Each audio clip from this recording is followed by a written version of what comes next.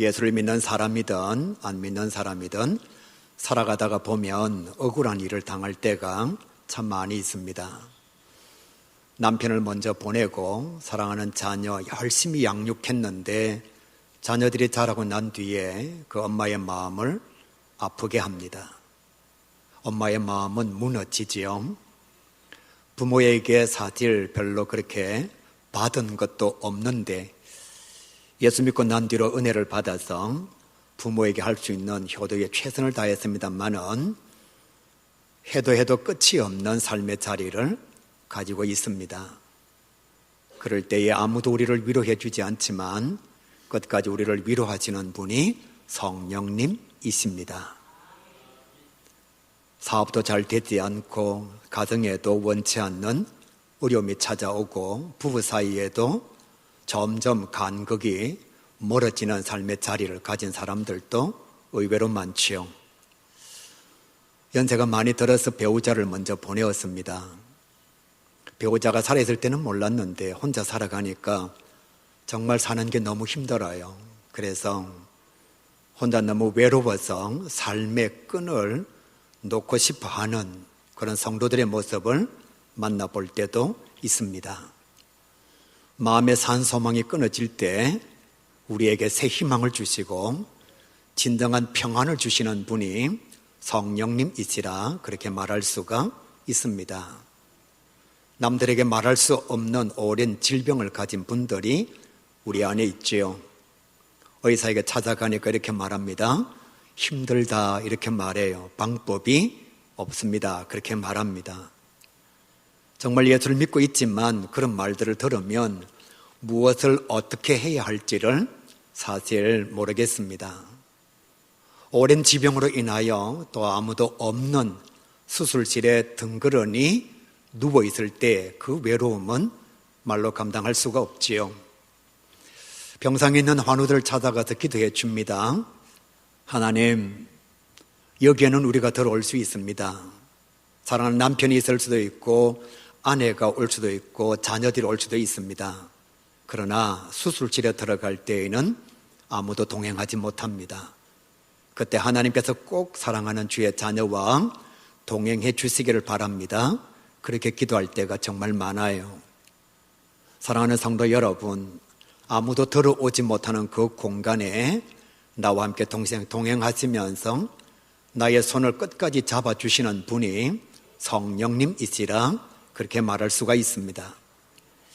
기독교 신앙에서 성령을 빼고서는 말할 수가 없습니다. 성령이 없는 기독교는 설명할 수가 없는 거예요. 성경은 이렇게 말씀합니다. 하나님께서 모든 것의 알파와 오메가가 되신다 그렇게 말씀해요. 이 성령을 빗대어서 다시 말씀드리면 기독교의 알파와 오메가가 성령이시라 그렇게 말할 수가 있습니다. 정말로 너무나 소중하고 중요한 것이 성령님이십니다. 그러므로 사랑하는 가요교회 성도 여러분, 믿음의 길을 걸어가면서 정말 성령 충만한 하나님의 자녀가 될 수 있기를 간절히 소망합니다. 예수를 믿는 동안에 꼭 성령의 임재를 경험하시고 하나님과 함께 동행하심으로 성령께서 원하시는 믿음의 삶을 온전히 경주할 수 있기를 우리 주님의 이름으로 간절히 축복합니다. 오늘 말씀도 그것을 우리에게 전하고 있습니다. 말씀을 보시게 되면 성령께서 하시는 일과 성령님의 중요성을 우리에게 말씀해 주고 있어요. 몸도 아프고 되는 일도 없고 사는 것도 너무 힘들고 아무런 희망이 없을 때에 우리를 대신하여 기도해 주시는 분이 성령님이시라 그렇게 말씀하고 있습니다. 정말 힘들면 기도가 안 돼요. 목사도 마찬가지입니다. 교회 아픔이 찾아오고 어려움이 생기고 성도들과 목사님 사이에 간극이 발생하면 정말 기도하기가 쉽지 않아요. 우리는 가끔씩 기도에 대해서 너무 쉽게 대답을 해줄 때가 있습니다. 누군가가 우리에게 기도를 부탁해요. 그러면 아무 생각 없이 기도해 주겠다라고 대답을 하고 실상에서는 그를 위한 기도의 시간을 제대로 갖지를 않습니다. 왜 그런가 하면 자기를 위한 기도의 시간도 제대로 갖지 않기 때문이지요. 여러분의 신앙의 여정 가운데 기도의 시간을 한번 점검해 보시기를 바랍니다. 정말 하나님 앞에 정직하게 기도를 드리는 시간이 얼마나 되는지. 근데 오늘 성경 우리에게 뭐라고 말씀하시느냐? 우리가 아무것도 할 수 없을 때에, 절망하고 있을 때에 우리를 대신하여 기도해 주시는 분이 성령님이시라 그렇게 말씀하고 있습니다. 우리가 연약하여 정말 하나님 앞에 무엇을 간구해야 될지 모를 그때에 우리를 대신하여 단식하시면서 기도해 주시는 분이 성령님이시라 그렇게 말씀해요. 여러분 힘들 때에 혼자가 아니라 그렇게 말씀하고 있습니다. 우리를 대신하여 단식하시면서 기도해 주시는 분이 계시는데 성령님이시라. 저와 여러분을 위해서 울어주는 사람이 세상에 얼마나 있을까요? 어떤 사람들은 친구라고 말하면서 내가 망하는 것을 좋아합니다. 세상 사람들은 남이 잘 되는 것보다 오히려 잘 되지 않는 것을 좋아할 때가 솔직히 많이 있어요. 우리 교회 성도들의 자녀들 가운데 누군가가 좋은 대학에 들어갔다 그렇게 말하면 처음에는 축하하고 축복을 합니다. 그러나 두 번, 세 번 이야기하거나 점점 이야기가 많아지면 별로 그렇게 좋아하지를 않습니다. 그런데 오늘 성경은 뭐라고 말씀하시느냐? 내가 정말 기도할 수 없을 그때에, 내가 연약하여 아무것도 감당하지 못할 그때에 나를 대신해서 단식하며 우시면서 기도해 주시는 분이 성령님이시라 그렇게 말씀하고 있습니다. 내가 하고 싶은 기도를 하나님께 대신해서 간구해 주시는 분이 성령님이시라 오늘 성경은 다시 한번 우리에게 말씀하고 있습니다. 사랑하는 성도 여러분, 냉정하게 한번 생각해 보시기를 바랍니다. 내 마음을 누가 알까요? 내 남편이 내 마음을 알까요? 내 아내가 내 마음을 알까요? 살아가면서 소통이 되지 않는 사람이 정말 많다가 보니까 부부 사이에서도 이런 말을 쉽게 하는 그런 경우를 우리가 충분히 발견할 수가 있습니다. 답답해서 못 살겠다고, 정말 소통이 되지 않아서 미칠 것만 같은 그런 삶의 자리를 저와 여러분이 가지고 있어요. 남자들도 마찬가지입니다. 아무도 없는 공간에 나아가서 탄식하지요. 진짜 내 마음을 누가 알까? 아내도 내 마음 몰라요. 퇴직하고 난 뒤에 갈 곳이 없어서 때때로 아내를 속이기도 하고 사랑하는 자녀들 앞에 서 있기를 부끄러워하는 그런 남편의 마음을 누가 알까요? 여기서도 최선을 다하고 저기서도 최선을 다하는데 남편에게도 인정을 받지를 못합니다. 또 사랑하는 자녀들에게도 인정을 받지 못해요. 서 있을 곳이 없습니다. 빈 둥지 증후군이 괜히 찾아오는 게 아니잖아요. 최선을 다했습니다만은 돌아오는 것은 비난과 정죄입니다. 정말 살아가면서 내 마음을 알아주는 사람이 한두 명만 있어도 우리는 충분히 위로를 받을 수가 있습니다. 그런데 오늘 성경은 뭐라고 말씀하시느냐? 내 마음을 아셔서 내가 정말 하나님 앞에 드리고 싶은 그 누구에게도 말할 수 없는 안타까움의 간구를 성령님께서 나 대신하여 하나님께 드려주신다 그렇게 말씀해요. 내 마음에 소원이 있습니다. 남들에게 말하면 비웃음거리가 될 수가 있어요. 아내에게 말하면 부담을 줄 수가 있습니다. 남편에게 말하면 또 쓸데없는 생각한다라고 비난을 받을 수도 있습니다. 자녀들에게는 정말 쓸데없는 사람이 될까 싶어서 말 못하는 나의 소원이 우리의 마음속에 자리 잡고 있거든요. 오늘 성경 우리에게 이렇게 말씀해요. 그때 나의 소원을 그 누구에게도 말할 수 없는 숨겨져 있는 나의 간절한 염원을 하나님께 알게 해주시는 분이 누구냐? 성령님이시라 그렇게 말씀하고 있어요. 내 삶의 현장에 일어나는 모든 일들을 협력하여 선을 이루게 하시는 분이 성령님이시라 그렇게 말씀하고 있습니다. 우리는 때때로 고난이 찾아오면 절망합니다. 또 내가 원하는 것이 이루어지면 기곤만장할 때가 참 많아요. 로또 복권에 당첨되고 난 사람들이 오히려 불행하다고 하는 통계는 우리가 여러 곳에서 들을 수가 있고 볼 수가 있습니다. 내가 원하는 것이 이루어지면 좋아해요. 그러나 내가 원하지 않는 것이 찾아오면 우리의 마음속에는 누군가에 대한 미움과 원망과 불평으로 가득 차게 되어 있습니다. 그런데 하나님께서 뭐라고 말씀하시느냐? 이 모든 나의 삶의 현장에서 일어나는 일들을 통하여 결국은 선을 이루게 하시는 분이 누구신가 하면 성령님이시라 그렇게 말씀하고 있어요. 우리에게 주어진 삶의 자리에 나쁜 것은 없다라고 말씀해 주시는 거예요. 우리 성도님들은 다 잘 알다시피 저는 정말 믿지 않는 가정에서 태어나서 신앙생활을 참 어렵게 감당했습니다. 저희 아버님은 도박을 좋아하셨고요, 술 좋아하셨고, 또 담배를 그냥 줄담배를 피우실 만큼 평생에 하신 말씀이 무엇인가 하면 양반이었습니다. 항상 말씀하시면 양반이 어쩌고 저쩌고 그렇게 말씀하실 때가 너무 많았어요. 당연히 보수주의 집안이니까 자녀들이 예수를 믿는 게 아버님의 마음에는 합당할 수가 없는 거지요. 그래서 신앙생활 하려고 참 많이 맞았어요. 가출하기도 하고, 정말 때때로는 연세가 많으신 아버지에게 항거하기도 하고 달려들기도 하고요. 언젠가 하나님 앞에 기도드리는데 너무 억울한 거예요.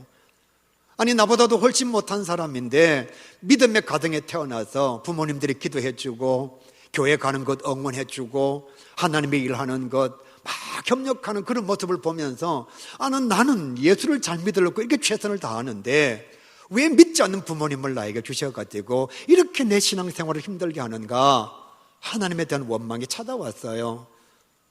고등학교 2학년 늦은 여름밤 시간에 통곡하면서 하나님 앞에 기도를 드렸습니다. 하나님, 내 삶의 현장이 왜 이런가?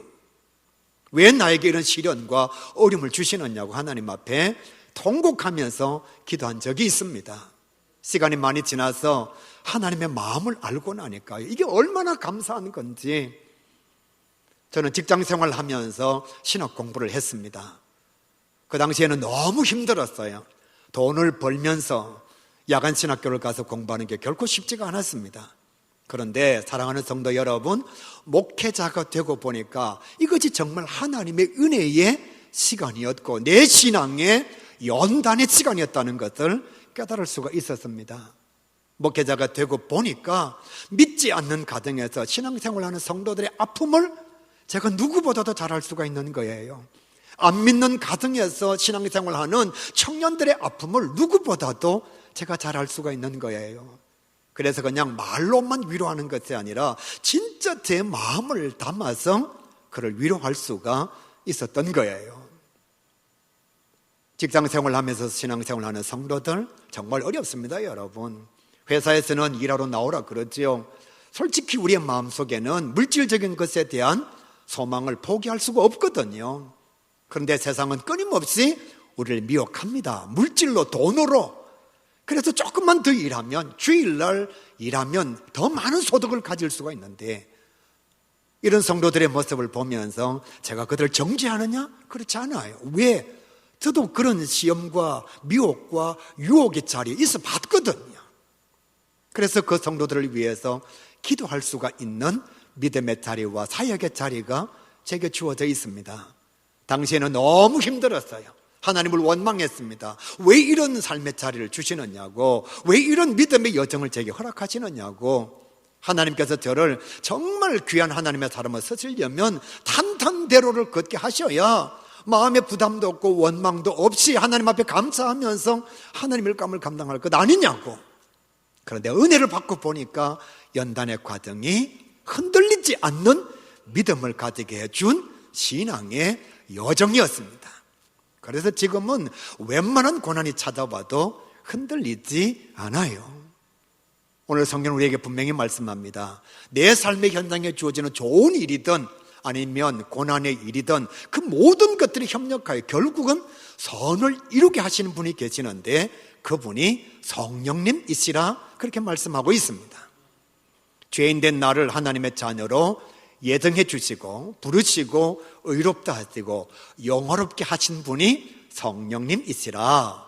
오늘 성경 본문은 우리에게 분명히 말씀하고 있어요. 이것이 성령께서 하시는 일이고 성령이 왜 우리에게 중요한지를 말씀해 주고 있는 것입니다. 다른 성경을 보시게 되면 또 엄청난 성령의 역사를 우리에게 말씀해 주고 있어요. 사랑하는 가교회 성도 여러분, 성령의 역사에 대해서 분명히 깨달았으므로 날마다 삶의 현장에서 성령님과 함께 동행하는 주의 자녀 꼭 될 수 있기를 우리 주님의 이름으로 간절히 축복합니다. 성경이 이렇게 말씀해요. 모든 성경은 하나님의 감동으로 된 것으로, 모든 성경은 성령의 영감으로 말미암아 우리에게 주어진 계시의 말씀이라 그렇게 말씀하고 있습니다. 그러니까 성령의 충만함이 없이는 성경을 해석할 수가 없다는 거예요. 성경을 알 수 있는 방법은 성령의 도우심으로만 알 수 있다는 거예요. 하나님의 말씀을 들으면서 은혜를 받으려면, 똑같은 주의 말씀을 들으면서 어떤 사람은 이렇게 생각합니다. 뭐 원래 듣던 말씀. 어떤 사람은 이렇게 생각합니다. 또 우리를 치고 있네, 나를 치는 말씀, 이렇게 생각합니다. 어떤 사람은 내가 충만하여 주여 내가 의할고, 주님 내가 어떻게 살면 좋겠습니까? 그런 믿음의 고백을 가집니다. 차이가 무엇인가 하면 성령으로 충만한 사람은 하나님의 말씀을 통해서 은혜를 받게 되어 있습니다. 그러나 성령이 내 속에서 떠나고 인간적 생각이 내 속에 가득 차 넘치고 있으면 어떤 말씀도 은혜가 되지 않습니다. 나를 힘들게 하는 말씀이요, 나를 치는 말씀이요, 나를 무너뜨리는 말씀이라고 생각하는 거예요. 그러나 고난의 현장에 관한 말씀이라 할지라도, 때때로 하나님께서 나를 찾아오셔서 징벌하신다 하시는 말씀이라 할지라도 성령 충만하면 그것이 하나님께로 돌아설 수 있는 은혜의 말씀이 되는 거예요. 성령의 감동 없이는, 성령의 임재가 없이는 하나님의 말씀을 깨달을 수가 없습니다. 또 이렇게 말씀해요. 정말 중요한 말씀인데요, 성령으로 아니하고서는 예수 그리스도를 주라 시인할 자가 없느니라. 할렐루야. 여러분, 교회 아무리 다녀도, 교회 목사를 할지라도, 장로를 할지라도, 아니면 모태신앙이라 할지라도 성령의 임재 없이는 예수 그리스도를 주라 고백할 자가 없습니다. 그냥 교회 다니는 사람이에요. 이렇게 말씀드리면 마음이 아플까요? 저는 참 많이 보았습니다. 3, 4년, 어떤 사람은 한 10년 정도 열심히 교회를 다니다가 어느 날 갑자기 교회를 떠나버리고 그 사람 모습이 보이지를 않습니다. 교회 중직자였습니다. 하나님께서 자기 자신에게 은혜를 부어주실 때는 마치 모든 교회 일감을 다 감당할 것처럼 최선을 다하는데 어느 날 갑자기 그 사람의 모습이 보이지를 않습니다. 30년, 40년 교회를 다녔는데도 믿음의 고백 없이 교회를 떠나는 사람들이 의외로 우리 주변에 많다는 사실이에요. 이유가 무엇인가 하면, 냉정하게 말씀드리면 그는 교회를 다닌 사람이지 성령의 임재를 경험한 자가 아닙니다. 봉사도 많이 했어요. 헌신도 많이 했어요. 그는 하나님께 영광을 돌린 자가 아니라 단순히 어떤 공동체의 일감을 감당한 자예요. 여러분, 설교도 마찬가지입니다. 성령 충만함 없이 충분히 설교할 수 있습니다. 인터넷에 넘쳐나는 것이 설교예요. 설교책이 얼마나 많은지 모릅니다. 몇 개 와서 아니면 표절해서 얼마든지 설교할 수 있습니다. 그런데 성령의 충만함이 없이 감당하는 설교는 능력의 역사가 나타나지 않습니다. 그냥 단순히 강의가 될 수 있다는 사실이에요. 따라서 성령 충만함을 통해서 진짜 예수님을 여러분의 구주로 고백하는 은혜가 넘쳐나기를 우리 주님의 이름으로 간절히 축복합니다.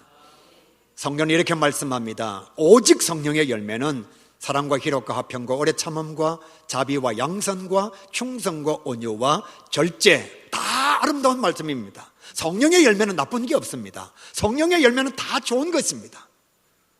사랑하는 성도 여러분, 성령 충만하면 성품도 달라질 수 있습니다. 안타까운 것은 성도들을 만날 때에 목사님은 천성인데 뭐 어떻게 합니까? 여러분, 천성도 이기지 못하는 성령요, 무슨 가치가 있습니까? 진짜 성령을 충만하게 받으면 천성이 달라져요. 성품이 바뀌어집니다. 베드로는 다혈질이었습니다. 그런 그가 오순절날 진짜 성령을 받고 나니까 겸손한 자가 되었습니다. 온유한 자가 되었습니다.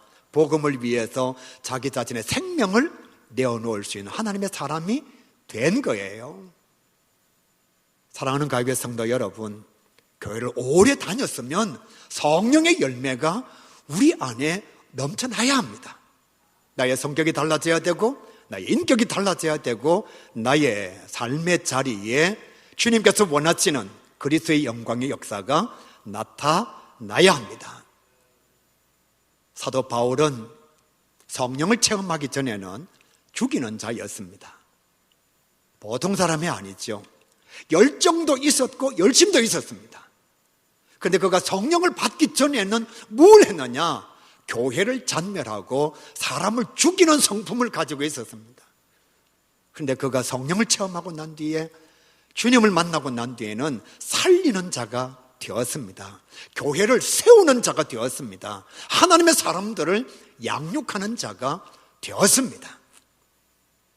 성령이 우리 가운데 임재하시게 되면 성격이 달라져요. 삭개오는 동족의 피를 빨아먹는 세리장이었습니다. 그 인생의 가치관이 무엇인가 하면 돈이에요, 물질이에요, 성공입니다. 이것을 위해서라면 다른 사람 짓밟아도 됩니다. 다른 사람을 아프게 해도 돼요. 왜? 그것이 삶의 목적이니까. 그런데 그가 예수님을 만나고 난 뒤에 나누는 자가 되었습니다. 섬기는 자가 되었습니다.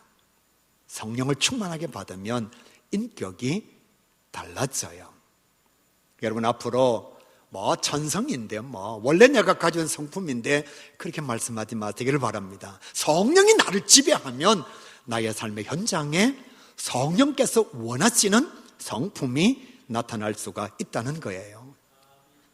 따라서 성도들은 항상 성령 충만하기를 사모하는 자가 되어야 합니다. 다시 말씀드릴게요. 성령이 없이는 기독교를 설명할 수 없습니다. 성령의 임재 없이는 하나님의 말씀을 해석할 수가 없습니다. 우리 믿음의 현장에는 고난이 많이 찾아옵니다. 예수를 믿으며 형통하고 모든 것이 잘 되어야 하는데 실질적으로는 그렇지가 않습니다. 제가 여러 번 말씀드렸잖아요. 사도 바울은 예수 믿고 난 뒤로 인간적으로는 출세하거나 성공한 것이 하나도 없다고. 오히려 예수님 만나고 난 뒤로 인생이 완전히 인간적으로 망한 사람이 사도 바울이라고. 그럼에도 불구하고 사도 바울은 모든 환난과 고난을 다 이기고 자기 자신에게 주어진 사명을 감당하고 하나님께서 말씀하신 그대로 자기 앞에 있는 면류관을 바라보면서 끝까지 다름질한 하나님의 사람이 되었습니다. 연말이 되면 다 봉사 안 하려고 하죠. 이제 올해는 내가 그만두겠다. 우리 찬양단 단원도 그럴지 모르겠습니다. 오늘은 내가 찬양했지만 내년에는 내가 찬양하지 아니하리라, 그런 생각을 하고 있는지 모르겠어요. 우리가 주님 앞에 헌신하는 현장에는 고난이 있습니다. 은퇴하시는 목사님이 후배들이 요청을 했어요. 한 말씀 해 주십사. 그러니까 은퇴하시면서 이렇게 말씀하셨습니다. 진짜 기도 많이 하라고. 목회는 사람이 할 짓이 아니라고. 목회 현장에 어려움이 너무 많아요. 그런데 우리가 성령으로 충만해지지 않으면 이 목회 사명도 감당할 수가 없는 거예요. 우리 주님의 이름으로 간절히 소원합니다. 사랑하는 가교회 성도 여러분, 돈 그거 자꾸 충만하기를 원하지 말고, 출세와 성공 그거 충만하기를 원하지 말고, 물론 그것도 삶의 현장에 필요하지만 진짜 예수 제대로 믿으려면, 정말 예수 잘 믿는 사람이 되려면 성령을 사모하는 자가 되어야 하고 성령 충만한 자가 되어야 합니다. 성경에는 이와 같은 사례가 너무 많이 기록되어져 있어요. 예수님의 제자들은 정말 부족함이 많은 사람들이었습니다. 예수님께 3년 동안 교육을 받았는데도 예수님께서 십자가에 달려 돌아가셨을 때 그들은 다 숨어 있었습니다. 두려움이 많았어요. 무엇을 해야 될지를 몰랐습니다. 예수님께서 3년 동안 가르쳤는데도 그들은 삶의 방향을 잃어버렸습니다. 그런데 부활하신 주님께서 그들을 찾아오셨고 오순절날 마가 요한 다락방에서 그들은 각 사람 위에 임한 성령을 체험하였습니다. 그리고 난 뒤에 어떻게 되었느냐? 담대하게 주의 말씀을 선포했습니다. 나아가서 교회를 세웠고요, 하나님의 사람들을 양육했고요, 공회 앞에서 그들은 감히 믿음을 고백했습니다. 우리가 보고 들은 바를 말하지 아니할 수 없노라. 성령을 받기 전에는 숨어 있었어요. 죽을까 두려워하였습니다. 그런데 성령을 체험하고 난 뒤에는 죽이려면 죽여라. 우리가 보고 들은 바를 말하지 아니할 수가 없노라. 제자들이 이렇게 달라졌어요. 그러다가 결국은 하나밖에 없는 생명까지도 하나님께 드린 순교의 제물이 되었습니다. 언제? 성령을 충만하게 받았을 때에. 하나님의 사람 사도 바울은 항상 성령이 충만했습니다. 주님을 만나고 난 뒤에 그는 성령과 동행하는 사람이었어요. 그러니까 고난을 두려워하지 않았습니다. 우리는 사도 바울의 인생 여정을 너무나 잘 알고 있습니다. 가만히 있으면 성공하는, 가만히 있으면 출세하는 로마 시민권을 가진 사람이요, 가말리엘 문화에서 법학을 공부한 사람이요, 바리새인 중에 바리새인이요, 열심히 있어서는 2등 가리면 서러운 자가 사도 바울이에요. 그런 그가 예수님 만나고 난 뒤에 삶이 완전히 달라졌잖아요. 그가 고백한 것이 무엇인가 하면 나의 나된 것은 하나님의 은혜라. 그러면서 그는 복음을 선포하고 복음 전하다가 돌에 맞아서 마음에 산소망이 끊어지고 태장으로 맞아서 자기가 죽은 줄 알았고 배가 파선해서 일주일 동안 깊음 가운데 있었던 자가 사도 바울입니다. 그럼에도 불구하고 그는 감옥에서도 여호와를 찬양하고 하나님께 영광을 돌렸습니다. 더 대단한 것은 예수 전하다가 로마 법정에 서게 되고 로마에서 가택 연금을 당해서 2년 동안 그것이 있었음에도 불구하고 그는 자기 셋집에 오는 자들을 다 영접하고 거침없이 담대하게 하나님의 말씀을 선포했습니다. 무엇이 이를 가능케 했느냐? 성령의 역사가 이를 가능케 한 거예요. 정말 상상할 수 없는 일입니다. 스데반은 죽는 순간에도 원수를 위해서 기도했습니다. 마음의 평안을 잃지 않아서 천사의 얼굴을 가졌습니다. 성도 여러분, 우리는 하나님의 말씀을 너무나 잘 알면서도 성도도 미워합니다. 오늘 교회 갈 때 그마 안 봐야 될 건데, 심지어는 같이 봉사하면서도 내년에는 저 사람이 우리 부서에 안 오기를 바라는 그런 마음을 가지고 있습니다. 그런데 스데반은 돌에 맞아 죽어가면서도 원수를 위해서 기도하고 그의 얼굴은 천사의 얼굴이었습니다. 루디아는 성령을 체험하고 난 뒤에 자기 집을 개척교회로 내어놓았습니다. 제가 언젠가 다시 한번 말씀드리겠지만 예수를 믿는 사람도 마찬가지고 안 믿는 사람들도 마찬가지고 솔직하게 말씀드리면 다 물질을 위해서 살아가고 있습니다. 다 소유를 위해서 살아가고 있습니다. 다 자기 자신의 이익을 위해서 살아가고 있어요. 심지어는 교회마저도 자기 자신에게 손해를 끼치면 교회를 떠나고, 신앙마저도 자기 자신에게 손해를 주면 믿음을 포기하려고 하는 것이 우리들의 삶의 자리에서 나타나고 있는 여러 가지 모습들입니다. 그런데 루디아가 은혜를 받고 난 뒤에 자기 집을 내어놓았다고요? 우리 성도들의 마음속에 이런 생각이 있잖아요. 교회 다니면 돈이 너무 많이 들어. 교회 가니까 헌금이 너무 많아. 그래서 물질에 대해서 아까운 마음이 참 많습니다. 물질을 내어놓는다는 것은 결코 쉬운 것이 아닙니다. 어저께 제가 어떤 세미나에 갔었는데요, 신천지에 대해서 취재를 하는 신문사의 지사장님이 이런 말씀을 했습니다. 신천지 그 교도들의 모습을 보면 자기 수입의 50%를 헌금하고서도 미안해한대요.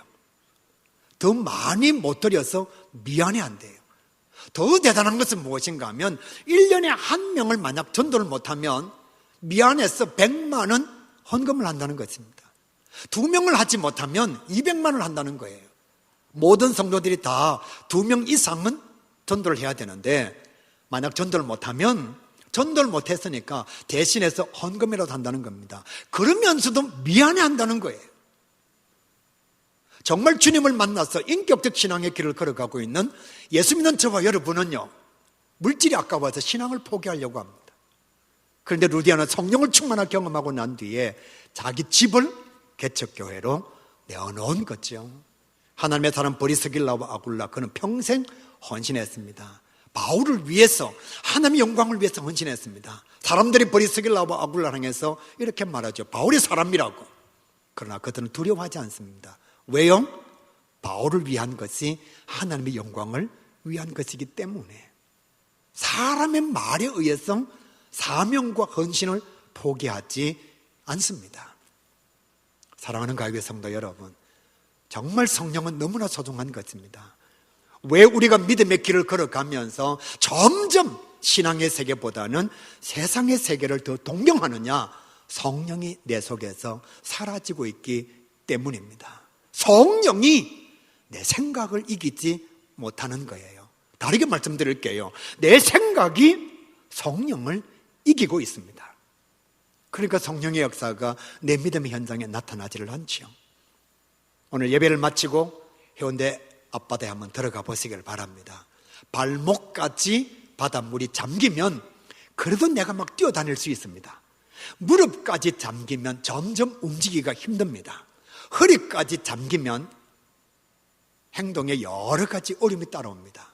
목까지 물이 잠기면 내 마음대로 내 몸을 움직일 수가 없습니다. 왜 지금 우리가 성령의 소욕보다는 나의 소욕으로 내 삶을 영위하고 있느냐? 성령이 내 발목까지 밖에 차지 않아서 아직도 나는 내가 성령을 지배하고 있습니다. 성령이 나를 지배해야 되는데 내가 성령을 지배하고 있습니다. 목사도 마찬가지, 오랜 신앙생활을 감당한 성도들도 마찬가지, 이제 막 신앙의 길로 접어드는 성도도 마찬가지.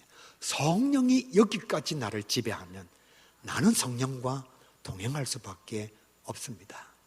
그러면 성령으로 말미암아 기쁨과 은혜가 충만해지게 되는 거죠. 이런 성령의 사람, 성령과 동행하는 주의 자녀가 꼭 되시기를 우리 주님의 이름으로 간절히